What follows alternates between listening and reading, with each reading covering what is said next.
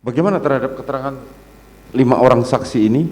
Apakah benar semua, atau salah semua, atau tidak tahu menahu?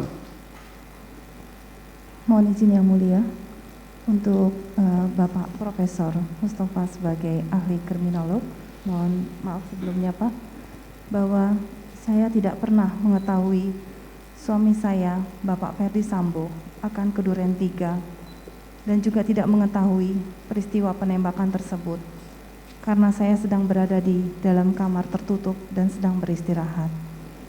Dan saya juga menyayangkan kepada Bapak selaku ahli kriminolog hanya membaca BAP dari satu sumber saja, karena saya berharap Bapak bisa memahami perasaan saya sebagai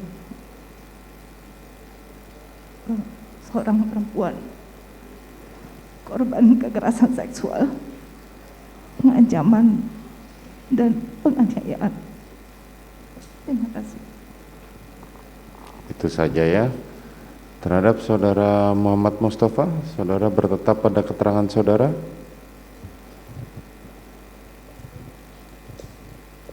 Tetap. Tetap, baik, terima kasih.